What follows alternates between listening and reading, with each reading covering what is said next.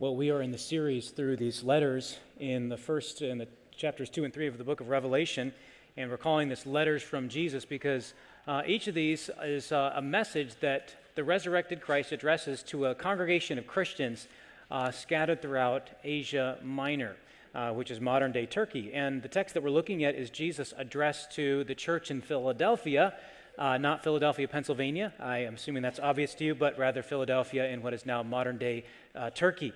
And this group of people, as you can probably infer by the reading, had been shut out by their community, particularly the Jewish community who had control of the synagogue, because they would have been worshiping in the synagogue. There were a group of Jews there, and apparently the ones who decided to follow Jesus had been excluded from the synagogue. From literally, a door had been shut in their face, which is behind Jesus' words when he says, "I have opened a door for you that no one can shut." So that's the background here. Now, if you had been invited to a birthday party that all your friends had been invited to, and then you had been uninvited from that birthday party, they said, "We don't want you to come anymore."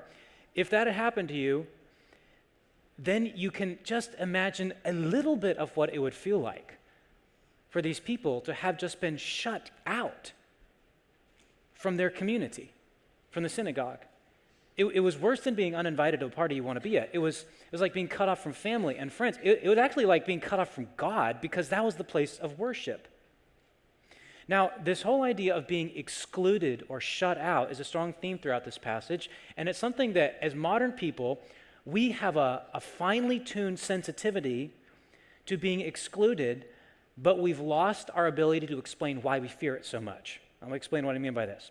In the early 2000s, as social media began to mushroom all over the world, so did a phenomenon that was called FOMO. You know what FOMO is? It's an acronym for the fear of missing out. The fear of missing out coincided with the eruption of social media apps. It kind of makes sense because they almost serve as these magic portals through which you could suddenly see what everybody else is doing. You think you see what everyone else is doing. You only see what they want you to see they're doing. And so what ends up happening is looking through the windows of Instagram and TikTok and Facebook and whatever social media app you use, it looks like everybody else is having all the fun. And symptoms, and they talk about this in psychological journals, the symptoms of FOMO are obsessively checking your social media apps, feeling dissatisfied with your life when you see what everyone else is doing, and overscheduling yourself so that you're always doing something because you're afraid there'll be a gap in your schedule. It's a fear of missing out. It's a fear of being excluded. It's the sense that I'm on the outside of something I want to be on the inside of. We have a finely tuned sensitivity to it, but we've lost our ability to explain why. I'll just give another example, and that is the increase in the use of the word inclusion. Inclusivity, inclusive, is a very high virtue. What is this telling us? It's telling us that as a society, we're really, really sensitive to living outside what we feel like is a shut door, but we've lost our ability to explain why we feel that way. Now, the Bible gives answers to things that we feel but can't put our finger on. What if the answer to the question, why do we feel this, have this highly tuned sensitivity being excluded? The Bible says because we were meant to be included in more than just everyone's parties and more than just everyone's games. We were meant to be included in the presence of God. We were meant to have access to heaven. That's the message of this passage here. That's what Jesus is telling. So to a group of people that had been shut out from their community, to a people who had been literally, the door was slammed in their face, Jesus said, they may shut and lock the door to the synagogue, but if I've opened the door to heaven, no one's going to shut that door. You see, Jesus is speaking to the deepest need anybody could possibly have, and that is the need to be included, not just at a birthday party, not just in the gatherings of your friends, not just whatever thing your social media app tells you that you're missing out on, but the need to be included in the presence of God. The door that Jesus said is opened, we see in chapter 4, verse 1. If you just glance over a few verses to the next chapter, John tells us what the door is leading to. He says, "I looked, and behold, a door standing open," where? In heaven. The door, the access, is the access to heaven. So I want to unfold this passage, at least the theme of this passage. It's so rich and multifaceted, I can only deal with one theme of it, and that is the theme of having access to God, as symbolized by this open door. We're going to look, first of all, at our need for an open door. We're going to look at we're going to first of all look at, our need for the open door, the possibility of this open door, and then finally, what it means to live before the open door. So our need for this open door, the possibility for this open door, and then third, what it means to live before an open door. So first of all, let's look at our need for this open door. When Jesus says, if you look at in verse 7, he says, the words of the Holy One, the true One, who has the key of David, who opens and no one shuts, who shuts and no one opens. When he says that, Jesus is actually referring to a prophecy given 800 years earlier, as recorded in the book of Isaiah, chapter 22 and verse 22.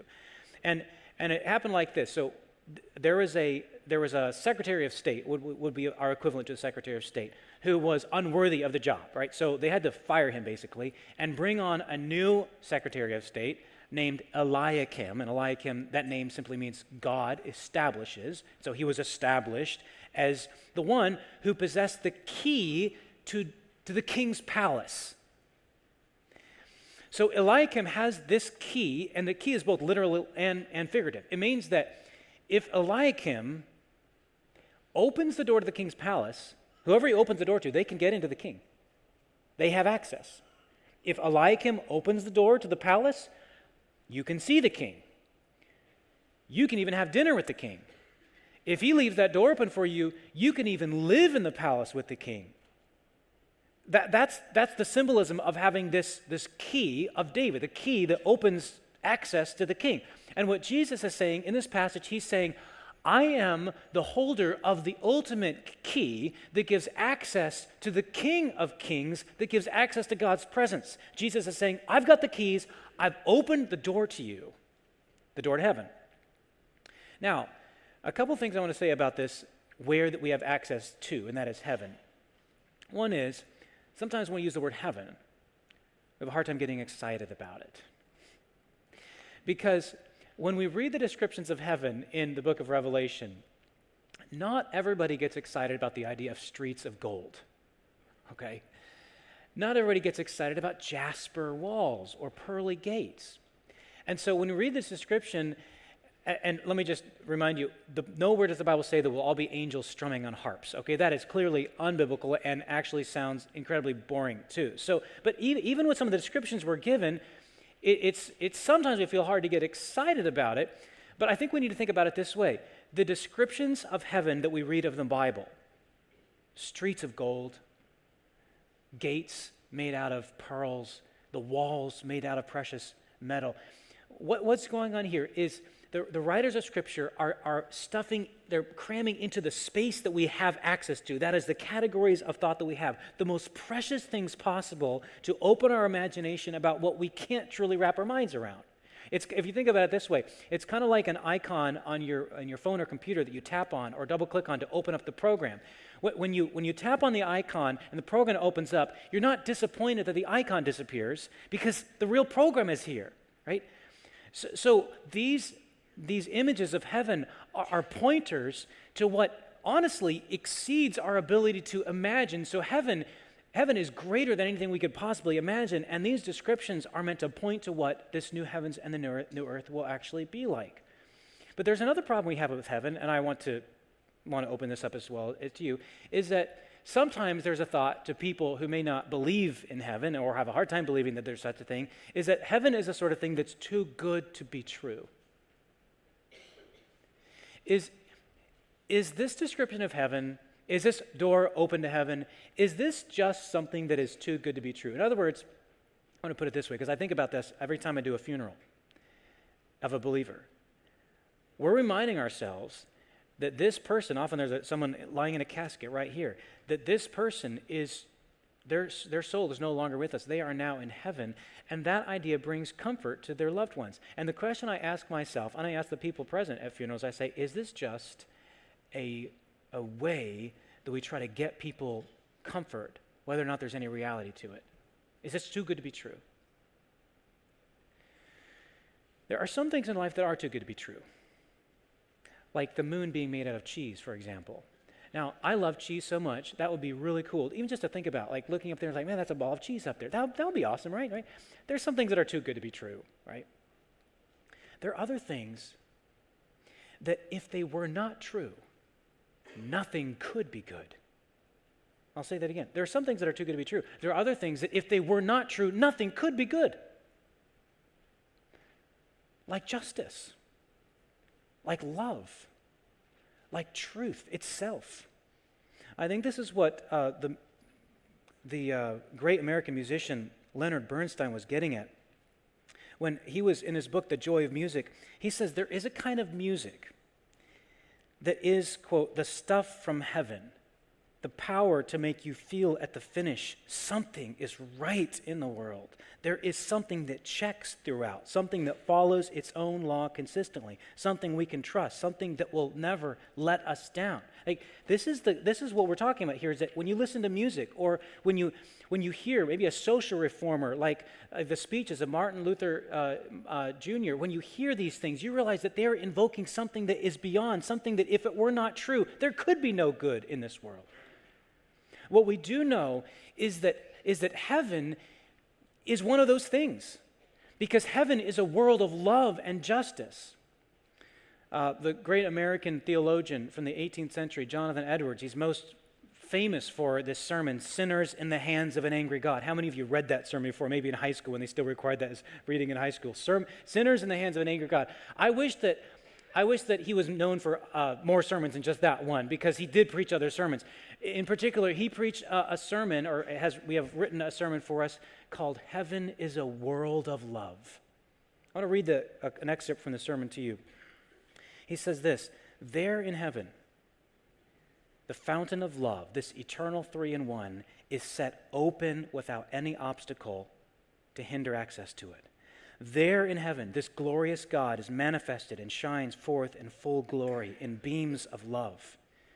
There, enough for all to drink it and swim in, yea, so as to overflow the world as it were a deluge of love. There, every soul is like a note in a concert of delightful music that sweetly harmonizes with every other note and altogether blends in the most rapturous strains in praising God and the Lamb forever. This is something, if it weren't true, nothing could be good.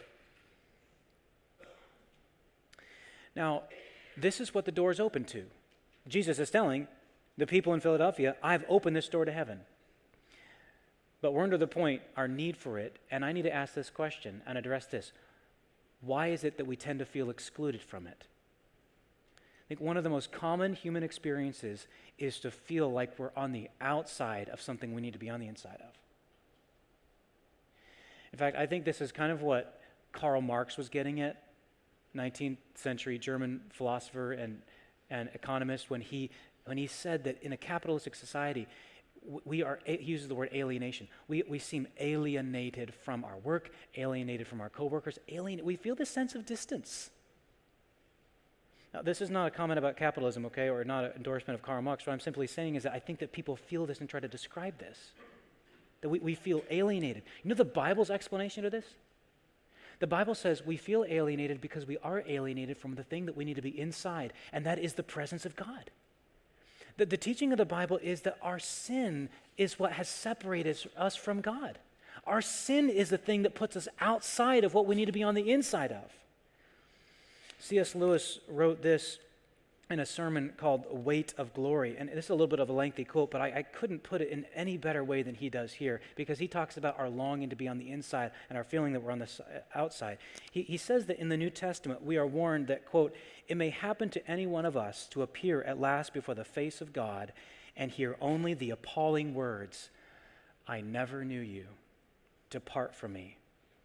In some sense, as dark to the intellect as it is unendurable to the feelings, we can be both banished from the presence of him who is present everywhere, and erased from the knowledge of him who knows all.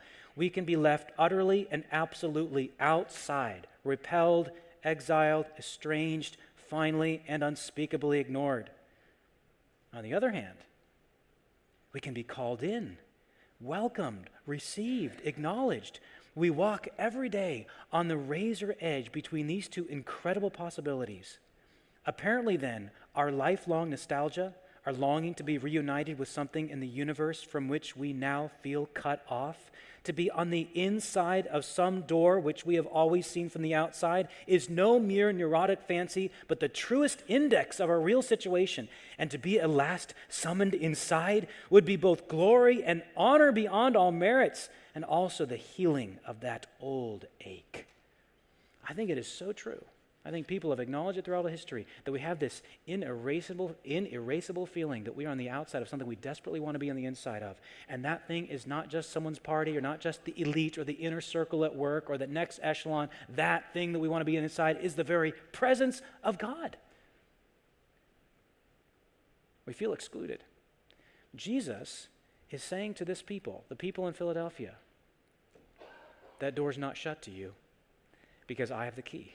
Now, if you feel in your heart or have felt this sense of being on the outside, then this next point is the best news, all right? And that is the possibility of this open door. So we looked at our need for this open door, our need to access heaven, to access the presence of God. Now, let's look at the possibility of this open door, and we're going to look at it in two parts. We're going to look at, first of all, who makes this possible, and second, how he makes this possible. So first of all, who is it that makes this open door possible?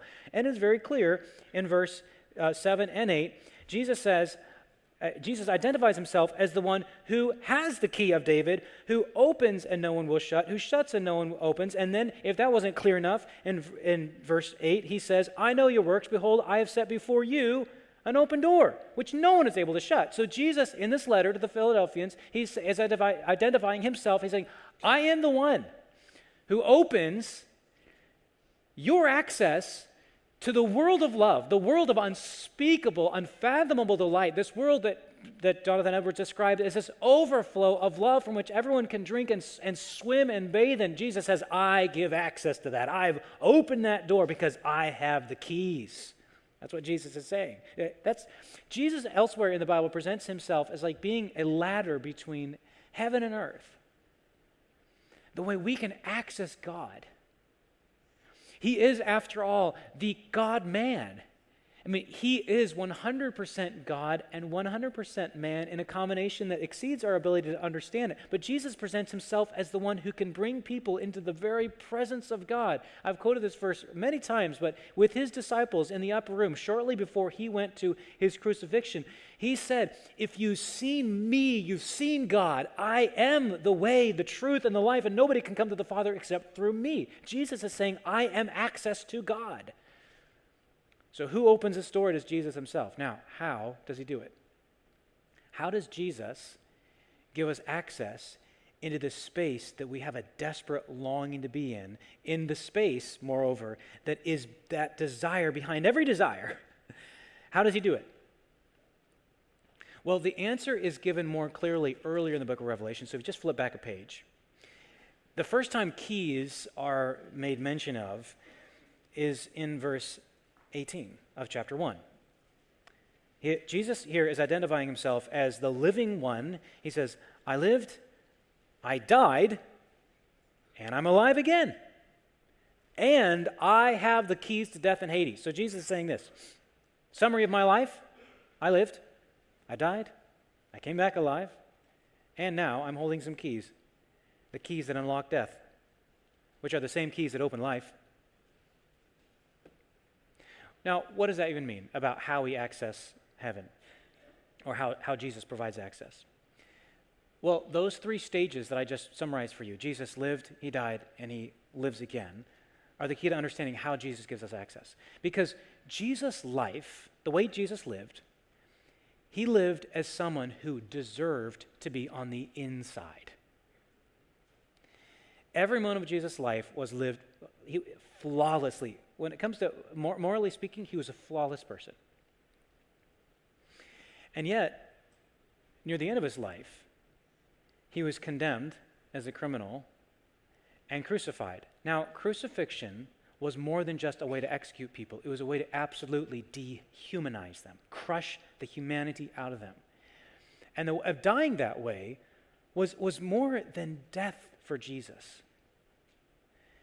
When Jesus died on the cross, it was not just death, it was banishment When Jesus died on the cross, it was as if heaven had slammed the door shut on him.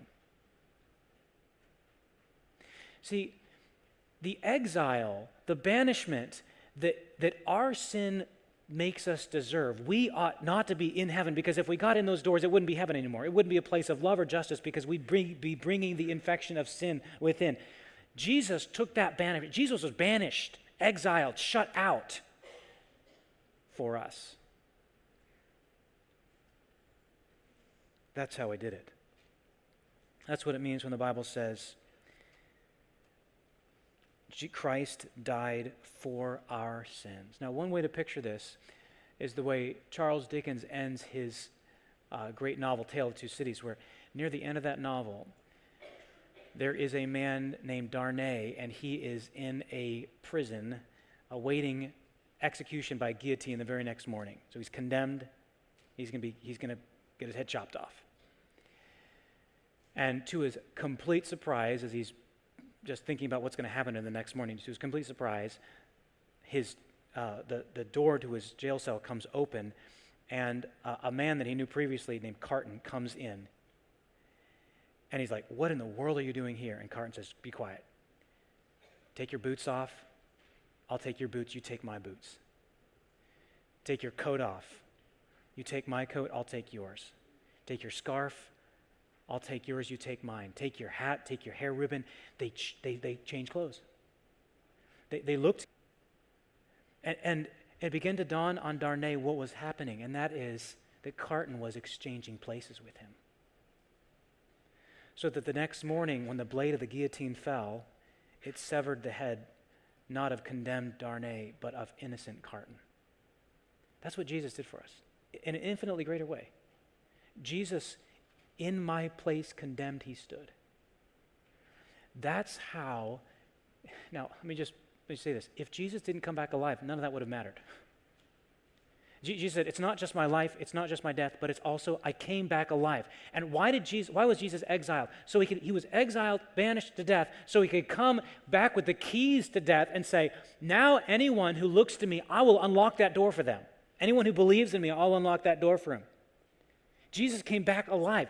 That's how Jesus could throw open the door to the believers there in Philadelphia. That's how Jesus can throw open the door to you too. Why? Because he died for our sins. That's how Jesus provides us access to the presence of God. Now, the question then that we should ask is, how can this door be opened for me? How can this door be opened for me? Well, that takes us to the third stage in our study here on this theme of the open door from this passage. You notice that Jesus says in verse 8, I know your works. Behold, I have set before you an open door, which no one is able to shut. I know that you have but a little power. What does it mean to live before this open door? This is the third stage in our study. What does it mean to live before the open door? Well, it means, first of all, to acknowledge what Jesus acknowledged about the people in Philadelphia, and that is that they have a little power. You have to realize that you are weak, too weak to open it. You have to realize that this door is open to you not because you could pry it open, but because someone else did. Jesus said to these people, I know you have a little power. I've opened the door, not you. The first step to life before the open door is to realize you are weak. You are weak.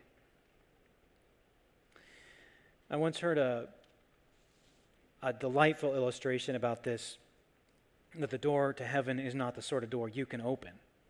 The door to heaven is not open to the strong, it's open to the weak. The preacher told a story about two dogs standing in front of a closed door. Out from underneath that door, there's the wafting scent of a steak cooking from the inside. And the one dog is a big dog. The other dog is a little dog. The big dog has beautiful glossy fur. The little dog is like a mangy little, looks like a chihuahua or something, like an overgrown rat of some sort. No offense to anybody that has chihuahuas, but here he is, just this mangy little dog. And the big dog says to the little dog, you see that door there? I bet you can't even open that door. The little dog says, I bet you're right. The big dog says, I bet I could open that door. The little dog says, go ahead and try. So the big dog puffs up his chest, and he comes at that door with all his might, and he rams himself against that door, and there's just this big thud. He falls back down. He goes huffing and puffing and panting, and he says, oh, you haven't seen anything yet. So he throws himself against the door again. Bam! Nothing happens. Oh, he says, it just takes a little trying. He says, it takes a little brain work. He said, how about this? He leaps, and he catches the doorknob by his mouth, and he starts going like this on the doorknob. Slobbering and drooling and snarling and everything. After about 5 minutes, he collapses, and he's huffing, he's puffing, he's panting, and he looks at the little dog. He says, little dog, if I can't open it, you certainly can't either. The little dog walks up to the door, places a little skinny paw on the door, and just goes like this. Oh! And the door comes flying open. And the man on the inside says, hey, little guy, come on in. See, the door doesn't open to the strong. It opens to the weak. Jesus says, I know you have a little strength. The door to heaven doesn't open because you forced it open. It opens only if you know the one on the inside who holds the keys. And Jesus says, I'm the one who has the keys. You don't have strength. You couldn't have opened this door. In fact, nobody can open this door. Only Jesus can open this door because he holds the keys to death and Hades. He has the keys to heaven. He's the one that opens it to anybody. This is not the sort of door that opens to the strong. It's a sort of door that opens to the weak, which is good news for anybody who feels weak like you and I do. It's hard news for those who feel strong. That's why throughout his earthly ministry, Jesus often said, I haven't come to call the righteous to repentance, but sinners. You realize the kind of people that crowded around Jesus were the prostitutes, the tax collectors, the social outcasts, the racial minorities, and children. What do they have in common? They feel their weakness. And it was the strong people who didn't come to Jesus because they felt insulted by him. They felt they were strong. They felt like they're the kind of people, they had pried every door open in life and it had been just fine. They had pried open the door to good education. They had pried the door open to having a good family. They had pried the door open to having a disciplined approach to life. They pried their door open to having a successful career. They had pried the door open to being involved in a good religious community. And so they assume, well, I could pry the door open to heaven too. That door cannot be opened by strength, not the strength of any human being. That door is not open to the strong, but to the weak. Why? Because there is only one who holds the keys to that door, and his name is Jesus. Some of you may have a hard time with this too, because you feel strong. But every door is open for you. This door is open to those who know they're weak. This door is open to those who all they can do is put a feeble paw up to that door and call out to the one on the inside. But for some of you, this is such good news.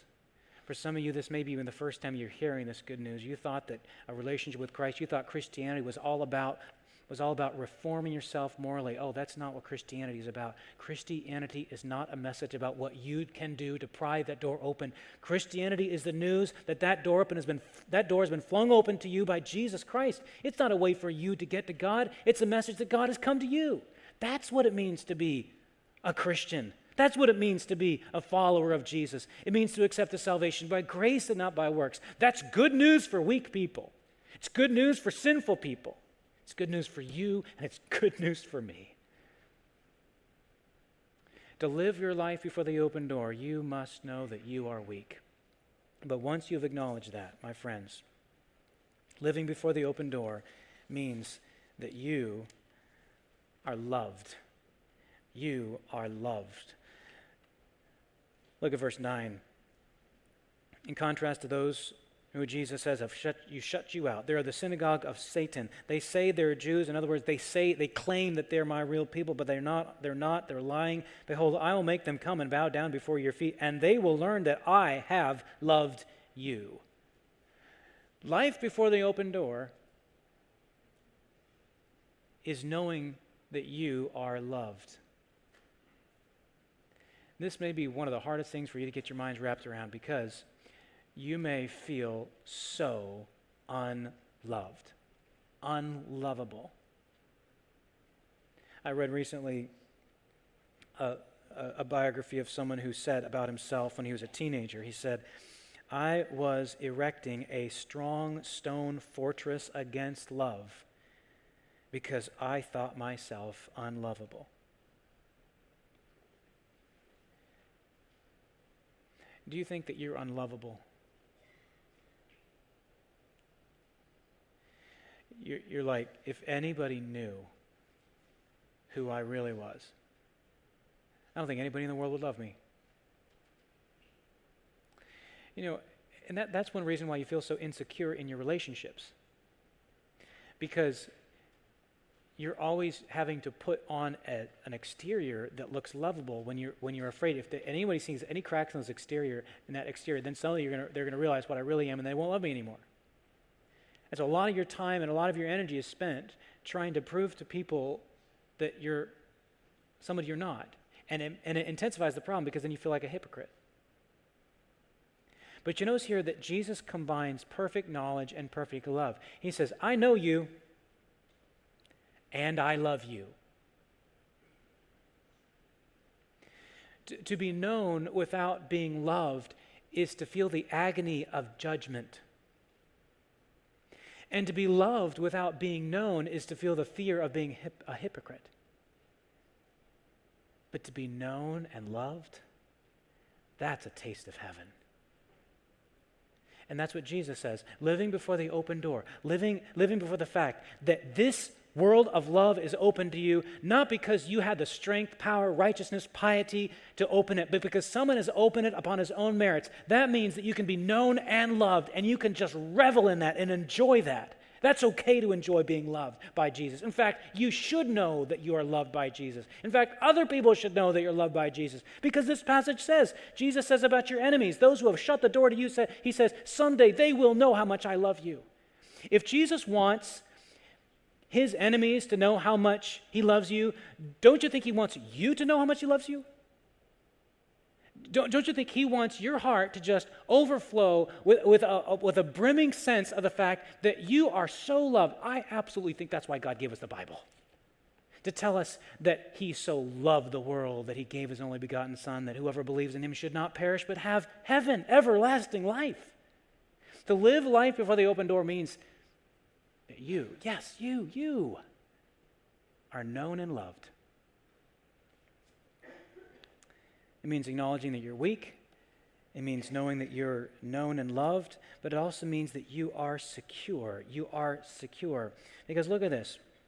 He says, because you have kept my word about patient endurance, I will keep you from the hour of trial that is coming on the whole world to try those who dwell on the earth. I am coming soon. Hold fast what you have, that no one may seize your crown. Jesus is speaking of some time, and now I won't get into the debates about this verse because there are a lot of things that have been written on this, but suffice it to say at this point that Jesus is speaking about some time which there'll be a worldwide time of testing from which God will protect his people. He will keep them secure. Now, whatever this means, we could at least say this. To live life before the open door means to live a life in which you know you are secure, that you will be kept safe. There's two parts of this. There's the protection of your security, but there's also this permanence. If you look at, and this is the whole idea behind the metaphor of a pillar. He says in verse 12, the one who conquers, I'll make him a pillar in the temple of my God. Make him a pillar in the temple of God, my God. Now, some of you are thinking like, I don't really get excited about the idea of being a pillar. Well, think about what Jesus means here. A pillar is something that is permanent. There are two pillars, at least that I could see in this room right here. This one right here and this one right here. I'm sure that these walls are important too, okay? Now, think about your own house. When my wife and I moved into the house that we live in right now, we were thinking about ways we could expand the kitchen. And we're like, what if we could take this wall out? You know what you want to find out before you take a wall out? Is it a load-bearing wall? There are some walls that you could take out, no big deal. There's other walls, if you take them out, you may not have much of a house left. Right? Why? Because those walls are permanent. These pillars are permanent. They're not going anywhere. Jesus is saying, if living before an open life before the open door means you are permanent. I'm not taking you out, Jesus says. You are here to stay. And to live before an open door, to have access to God that Jesus has provided you means to know that both now and forever, I have a permanent place in a relationship with God. I'm not going anywhere. That's what Jesus wants you to know. Jesus doesn't want you to worry about whether or not you're going to be taken out. Jesus don't want you to worry about whether or not at some point one day he's going to love you and the other day he's not going to love you. One day he's going to want you to be included in his presence. The other day he's going to be like, no, thank you, I've had enough of you. No, God says for all your faults, for all your failures, for all your flaws, you have a permanent place in my presence, just like a pillar. Jesus wants you to know that there is security, there is protection, and there is also this permanence. And finally, living before the open door means that you have identity. Identity. Look at this in the latter parts of verse 12. Never shall he go out of it, that's the permanence, and I will, get this, write on him the name of my God and the name of the city of my God, the New Jerusalem, which comes down from my God out of heaven, and my own new name. Looks like Jesus is going to have a lot of writing to do. Why? What is he writing? He's writing names. Why is he writing names on us? He's giving us an identity. He's telling us who we are. Why? Because when you're shut out from something, when you feel excluded, when you feel alienated and exiled, it's not just the feeling of distance, but it's a feeling of who even am I? If I'm not in someone's presence, if I'm not in the presence of someone who both knows me and loves me, I don't even know who I am. Jesus says, you'll never wonder who you are, because I'm going to write my name on you. I'm going to write the name of my city on you, and I'm going to write the name of my Father on you, and that name is inscribed in granite with a diamond point. It's never going to be erased. That's your identity. I think one of the problems in our modern era is that we feel so confused about who we are. You ever feel confused about who you are? If you live life before this open door, access to God, you never need to be confused about who you are. There was this German pastor, Dietrich Bonhoeffer, who lived during the World War II. He was executed at the age of 39 for being involved in a resistance movement to overthrow Hitler. And he was executed by hanging just a month before the war ended.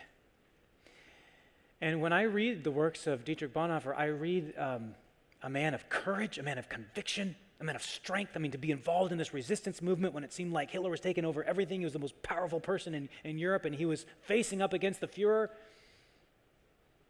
And yet Bonhoeffer left a poem that made me think that he had struggles just like I have struggles about who I am. I'm going to read parts of this poem to you. He said, "Am I really that which other men tell of? Or am I only what I know of myself? Restless and longing and sick, like a bird in a cage, struggling for breath as though hands were compressing my throat, yearning for colors, for flowers, for the voices of birds, thirsting for words of kindness, for neighborliness, tossing in expectations of great events. Who am I? This or the other? Am I one person today and tomorrow another? Am I both at once, a hypocrite before others, and before myself a contemptible, woe-begone weakling? Who am I?" They mock me, these lonely questions of mine. Then he ends the poem with this phrase, "Whoever I am, thou knowest, O God, I am thine." That's the kind of security you could have when you live life before an open door. Jesus says, I'm going to write my name on you, so that if you or anybody else is confused about who you are, you can know at least this: you belong to me. That gives you identity. And that's what it means to live before an open door. Weak, yes. Secure. Known, yes. Loved. Are you living before that open door? Have you ever known that the door can be opened to you because of Jesus? Your tendency is going to think, I've got to change something about myself first. No, as the old invitation song goes, just as I am without one plea. Just as I am and waiting not to rid my soul of one dark blot.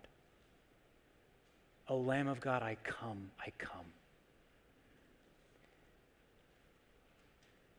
We need, if you've never come to that open door, you need to come to that open door. I'm going to be standing right here right after the service. I'm going to stand right at the front after people are going to be milling around, and if you want to talk to me about coming to that open door, talk to me about it. I want to answer your questions. Don't leave today without getting these questions answered.